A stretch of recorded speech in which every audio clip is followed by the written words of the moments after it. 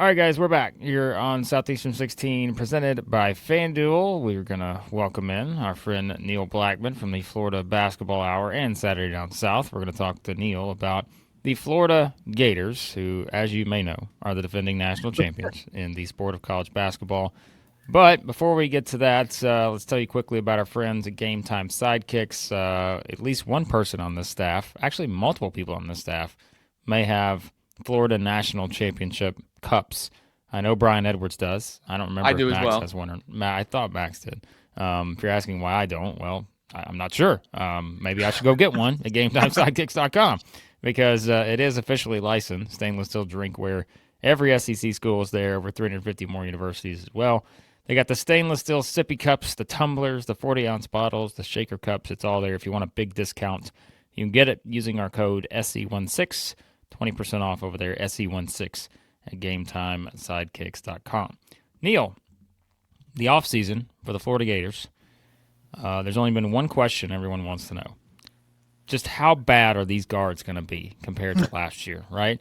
Because that's all I keep hearing is, man, these guards can't play. Come on, they're not Walter Clayton. They're not Elijah Martin. They're not Will Richard. What is Florida going to do with an outstanding point guard in Xavier Lee, who just all-timer at Princeton, Boogie Fland, one of the highest potential guys, I think, in college basketball this season? What are they going to do with those guys leading the way? I really like the way that you phrased that, Blake. I'm tired of hearing it, Neil. Come on. Yeah. They're pretty good basketball players, folks. I felt like at SEC Media Days when I asked Todd about it, I asked him what he liked about them in their own right, about Boogie and Xavier, because I was tired of hearing the comparisons, which are terribly unfair to Boogie and Xaivian. Because, I mean, you guys are heavy analytics show. Like this, that was the best backcourt analytically in the history of SEC basketball. So will there be a drop-off? Yeah, of course there will. Did Florida replace Walter Clayton, Elijah Martin, Denzel Aberdeen, and Will Richard with bad players? No. Boogie Fland had the best in 20 games, had the best freshman year for a freshman point guard since Nico Mannion at Arizona in 2020. So it had been 5 years since a freshman point guard played that well, just analytically. Now, are there things he can do better, like finish at the rim? Yeah. Does playing for a team that sets Gortat screens and seals better than any front court in the country probably going to help him finish at the rim a little bit? I think so. I could be wrong. Did adding 15 pounds of muscle help him a little bit? It looked like it when I watched Florida practice. I think, like, let's not bury the lead right now. You guys never do that. Boogie Fland is the key to Florida's season. And if he is as good as he was last year, Florida will probably get to the second weekend. If he's better than he was last year at Arkansas, offensively in particular at finishing, and he shoots more in line with the percentages he shot as an AAU player and not the 34% that he shot last year from beyond the arc, then, Florida can go back to the Final Four. I don't think that this season for Florida is much more complicated than that, assuming that, aside from the usual injuries that teams go through, there's no catastrophic injury that they have to deal with. I agree. But before I kind of get into like personnel, you and Eric probably have the best grasp on Florida basketball of anybody I know out there. Comparing this offseason to last offseason, what differences have you seen? Last offseason, you're not coming off of a national championship. Yet, two. One related to Fland, and that is that Boogie is a different type of guy than Todd and his staff have brought in. I mean, there's cameras. There are, he's got his agency that does his brand work. They haven't had a dude like that, right? Walter was this guy that played with a huge chip on his shoulder all the time. Will Richard came from Belmont, used to joke around in media sessions that he wasn't the best transfer from Belmont. So like his kind of approach was humility and work. Not saying that Boogie's not that. I'm not saying he's not a humble kid. Right. It's just that he's different. He has the pedigree. He was the, second best player on the floor next to Cooper Flagg in a McDonald's All-American game. So it's a big time. That's a difference that Florida's never dealt with, is that kind of atmosphere. You couple that with being the reigning national champion, and that's that's certainly a change. I think the second difference that I've seen is a more positive one, and it's that last year Florida won the national title, and their highest recruited player was Isaiah Brown, who rarely played. Mm-hmm. This year, and this is one I was telling Fawcett, I don't know, a couple weeks ago, I said, man, I really want to get Max and Blake's take on if there's ever been an SEC team that had 2 top 40 freshmen where no one seems to be talking about their 2 top 40 freshmen. Yeah. And I'll tell you what, Alex Lloyd is going to have a role on this team. That kid is a bucket. He is an absolute bucket. He can score from all 3 levels. His first burst is ridiculous. And I love the way, like, we all know that the floater isn't the most high percentage shot in college basketball. Apologies to Max Barr for loving the floater. But, like, the way that Lloyd gets into the lane and then just seems to stop and get that shot whenever he wants it is a sight to see. And then CJ Ingram has a ways to go offensively, but the steps he's taken in embracing his role in the last month have really impressed Florida staff. Like they basically said, CJ, you're the best athlete we've ever coached.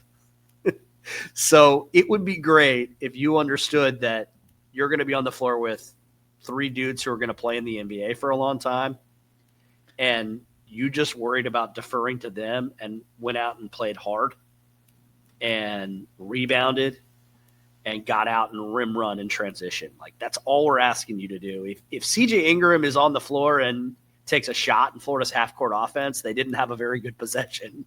And I'm not saying that's because CJ won't make them occasionally. I'm saying that because that's never going to be Florida's plan in the half-court.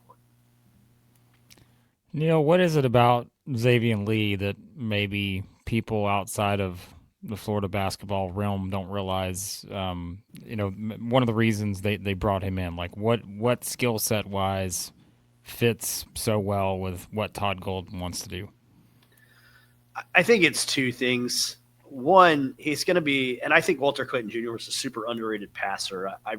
I've flown that flag for before they went on that run. I mean, it was one of the things when I did radio spots last year, one of the few things I got right, because I wasn't saying Florida was winning the national championship last September, but I was saying that the Walter Clayton to point guard thing was going to go just fine.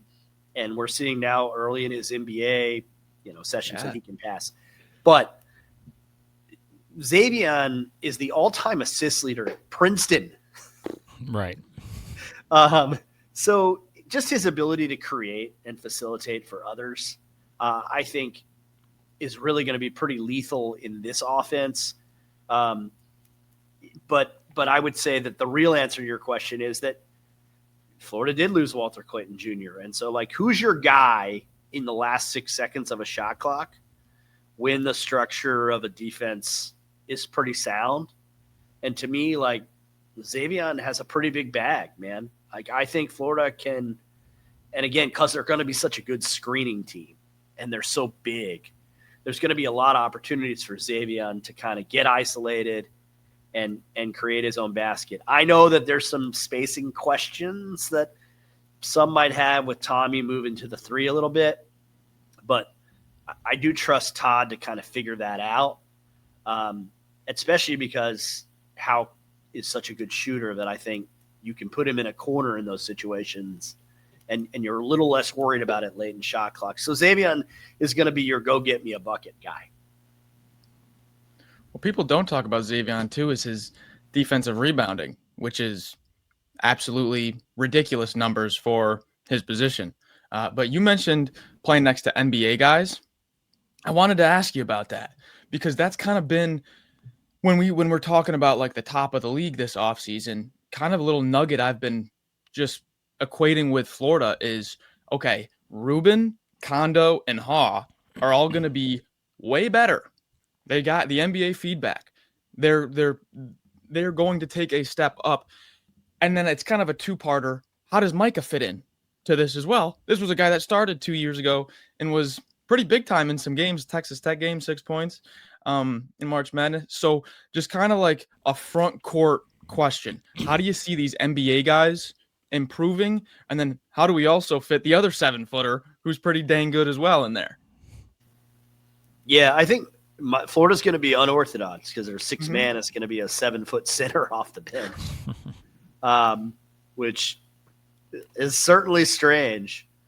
I asked Rick Barnes about the versatility of his front court at SEC Media Days. I said, Rick, have you ever had a front court this versatile? And Rick, being Rick, was like, well, we're just trying to keep up with Florida.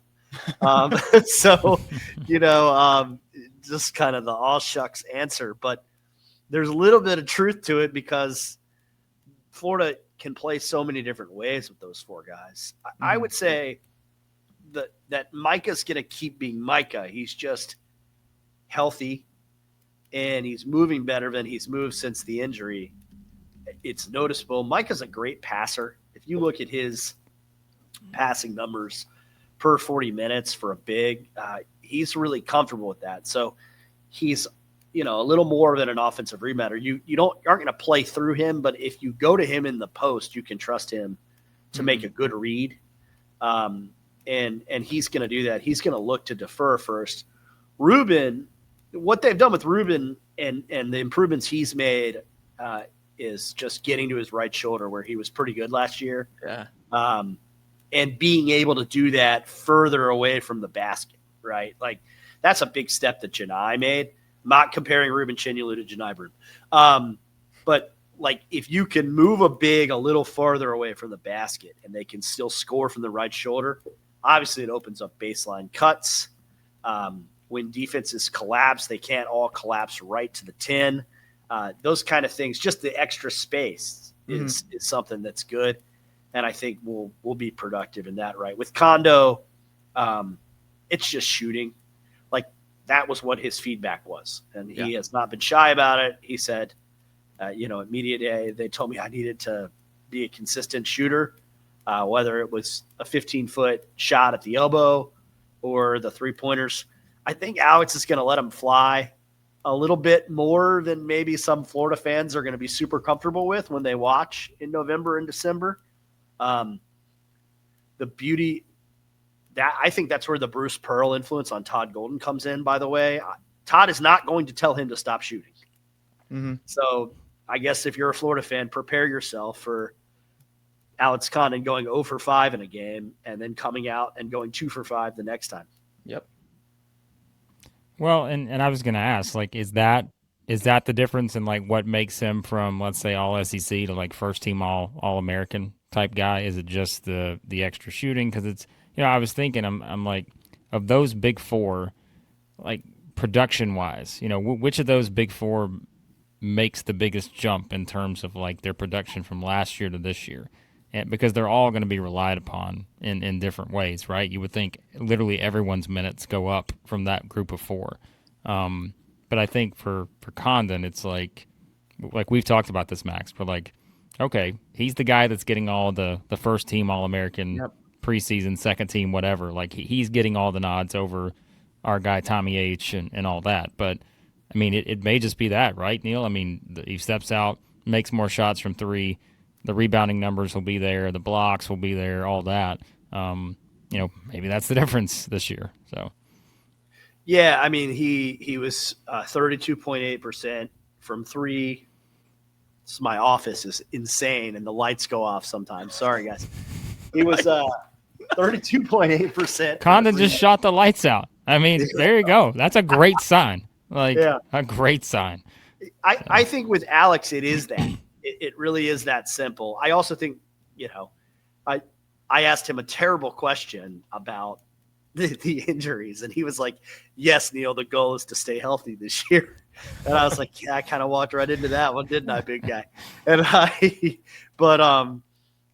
he said, obviously, he felt like it affected him as a rebounder in the NCAA tournament, which should surprise no one.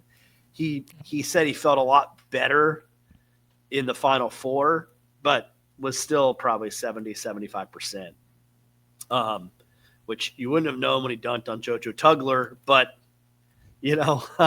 that's kind of the step for him, I guess. I still think Tommy is the guy who's going to make the biggest leap, respectfully. I voted Haugh first team All-SEC. Shout out to Garth and those guys for letting me have that opportunity. But I think the reality is that, his chance to play a little more at the three and come off screens and kind of get downhill. Like, one thing Florida didn't do a ton of last year actually was shoot free throws. Like, compared to some of their SEC brethren, they're like right in the middle. I think Florida goes to the free throw line more this year with the position change, with how people have talked about how he's going to adjust defensively. And like, I never worry about Tommy Haugh competing defensively. If I were scouting Florida, what I would say is, how do you guard Tommy Haugh coming off screens and stuff with somebody who's 6'5" or 6'4"? Like, he's going to shoot a lot of free throws this year. And I think he's going to make a lot.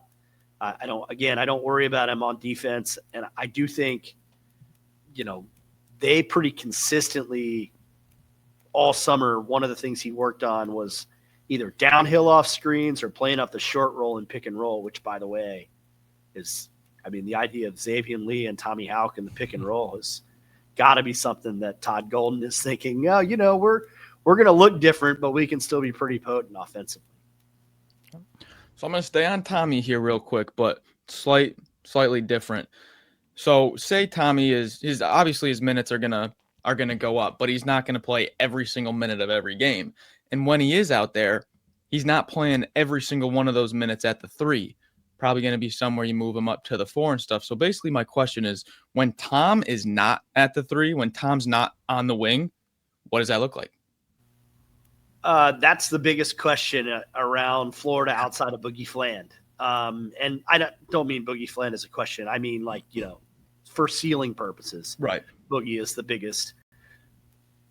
So Isaiah Brown struggled in the scrimmage against FIU. That doesn't mean that he could play really well against Illinois tomorrow as we record on Friday. And they may feel really comfortable with 15 minutes of Isaiah Brown. The staff is very high on that young man. They think that he long-term is a little bit like Will Richard, not quite as good a shooter, but they think that he's intuitively smart. He competes defensively. He's a good driver.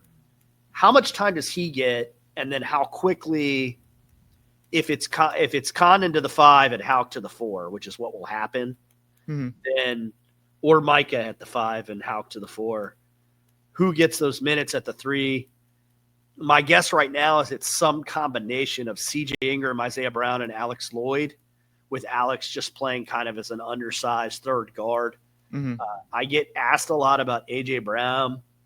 I think there's a disconnect with national media and sort of SEC smart people like you and Florida media who kind of recognize that they brought in AJ because he's a culture fit.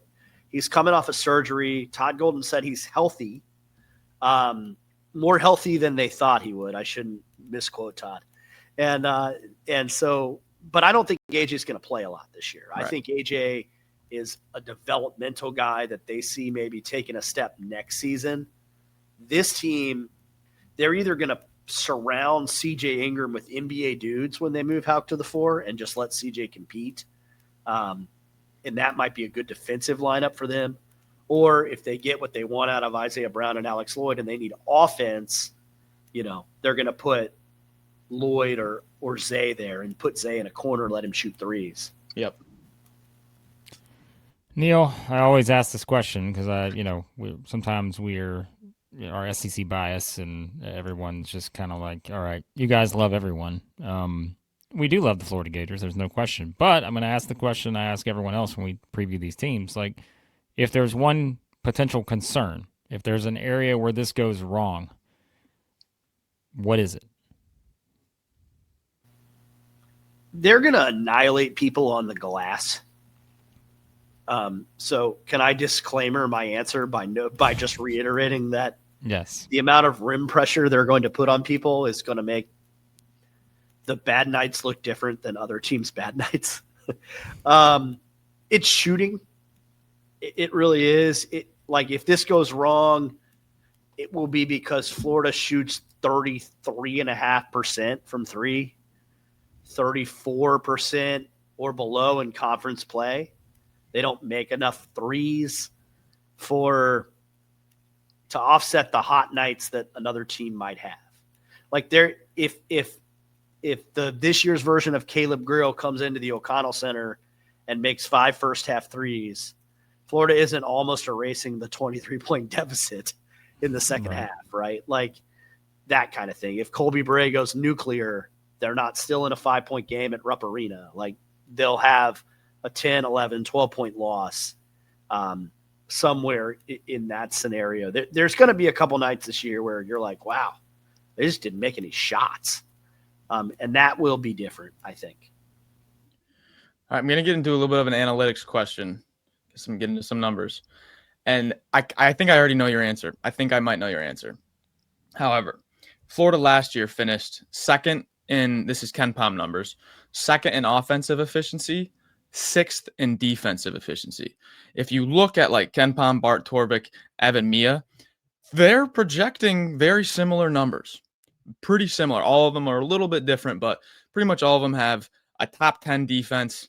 I think Torvik is the only site that doesn't have a top 10 offense, but Torvik numbers seem to be a little bit more skewed than Mia and Ken Pom. However, I just kind of wanted to get your take on the projection of the analytics.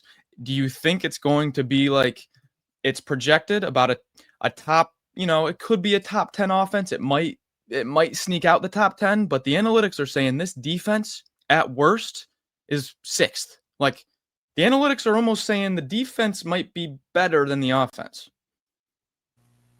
Okay, so I'm glad you asked this question because it gives me an opportunity on a larger platform than Florida Basketball Hour to say what I've been trying to tell people. Florida will be better defensively this season than they were last season. They could finish 20th in offensive efficiency. Truly, they could. Like if some of my shooting concerns are there, they're going to run prettier offense than John Calipari's Kentucky teams, right? But they're going to be really great on the glass, and like if they don't shoot well, they could finish 20th in offensive efficiency, and you'll be like, how? They get every rebound. 2 reasons. One, I just think their front court's ability to protect the rim is going to make their 2-point defense super elite again. The second reason is Fland, and it hasn't been discussed enough. I read something, I don't even know, I think it wasn't Jonathan Givony, he's gone now, but it was somebody over at ESPN who was like, Fland is a capable defender. And I was like, no. He's not a capable defender. He's an elite defender. And so Florida's defense last year, the skeleton of it, and Blake knows this because he coaches, like Florida's shell defense was very good, but Florida didn't really pressure you. They weren't terribly disruptive, right? It was more, we have a lot of length at the basket. Good luck scoring in the paint on us. And we're not going to miss rotations because Will Richard and Elijah Martin are really disciplined and good. And then, Todd Golden, Walt competes. So this year it's, Xaivian competes. And then Boogie disrupts. Like he can get into passing lanes. They're going to get points off transition from him. And then with Haugh at the 3, again, length, they're going to have the ability to kind of pressure passing lanes, something that Todd wants to do and did at San Francisco, hasn't been able to do at Florida yet.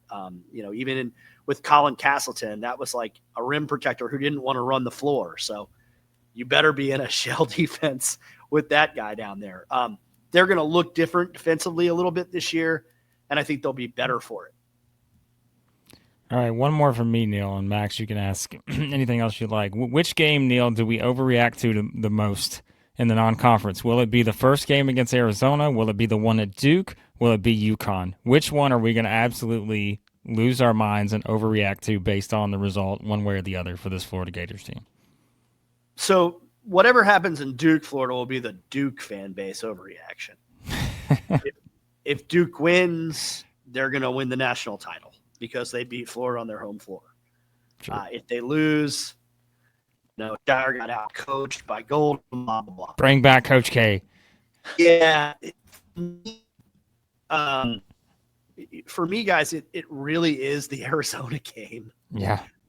It's not because UConn and Madison Square Garden is a road game. No one is going to be like, oh, you guys lost the Jimmy V game to Dan Hurley after you beat him in the NCAA tournament next year. Like, I'll be at that game.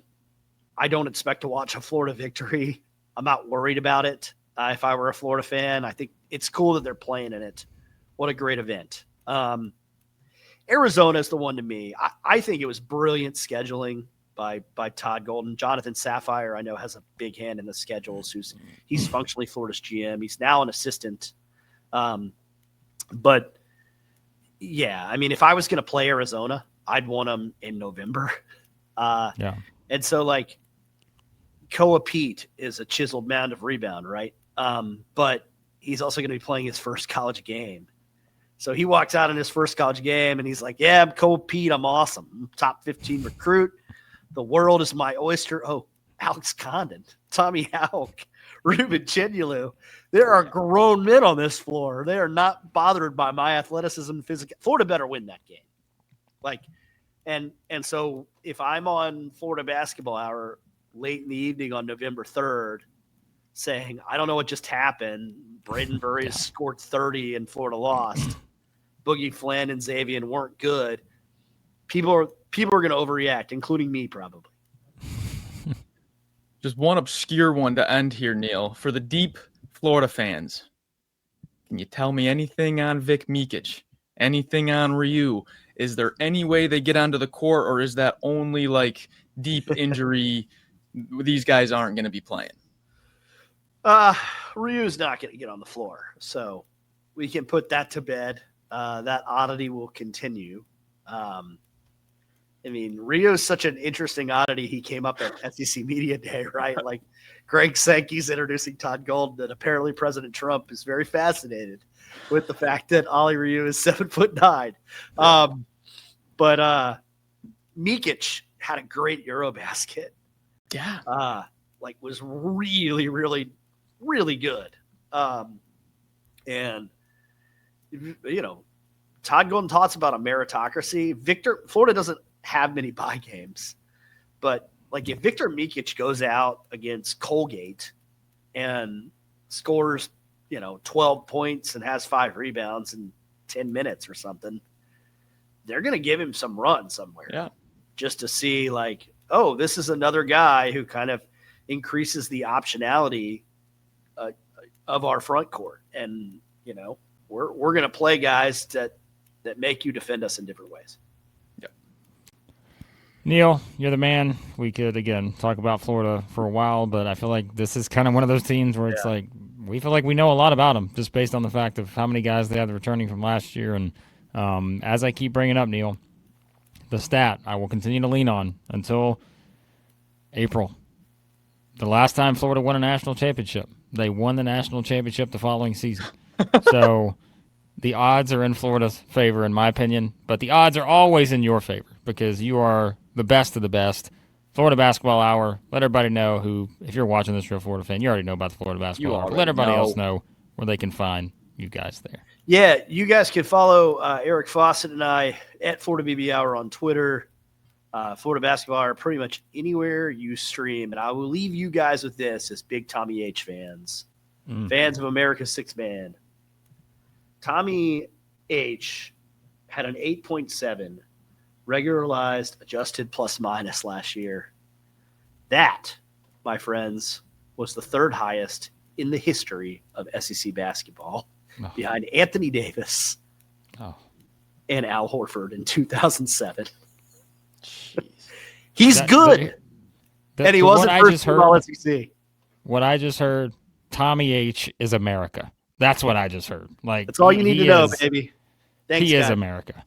And if you want to hear from Tommy H, if you want to hear from him, the man himself, subscribe to the Florida Basketball Hour on Patreon. Right. That's right. Patreon.com/FloridaBB Hour. Thanks, guys. All right, the man, the myth, the legend, Neil Blackmon joined us here. A lot of great stuff on the defending national champion Florida Gators. Speaking of lots of great stuff, Max, we got to tell people about our fine sponsors before we hop off. That is the Yearly Company. A lot of great stuff there. The Nashville-based fine jewelry brand, which is built on tradition, design for meaning. Sounds like Tommy H. Tradition, design for meaning. Oh, each piece handcrafted from solid 14-karat gold. Tommy H. Solid gold. Natural gemstones, made to measure for a perfect fit, backed by a lifetime guarantee. Every Yearly Company bangle, custom size, so knowing your size, the most important step before ordering, they're going to help you out there. SC16 kit, 100% off the sizing kit. If you're a husband out there getting ready for the holidays, you want to buy some jewelry for your wife, you're going to get 100% off a free sizing kit at checkout at the Yearly Company. Use that code SC16 kit over there at the Yearly Company. ROKFORM, ROKFORM.com, the world's strongest magnetic phone case. Extreme protection, super strong magnets, rock lock secure mounting. Tommy H. Rock Lock, Max Barr, SEC 25 for 25% off over there as well at ROKFORM.com. HOVI Dry Goods, your new favorite hat. Look no further than the HOVI hats for high-quality headwear. Great fit, unique designs, bad beat. 15% off is the code. Bad beat, 15% off over at HOVI Dry Goods. All right. There were some thoughts on the defending national champion Florida Gators.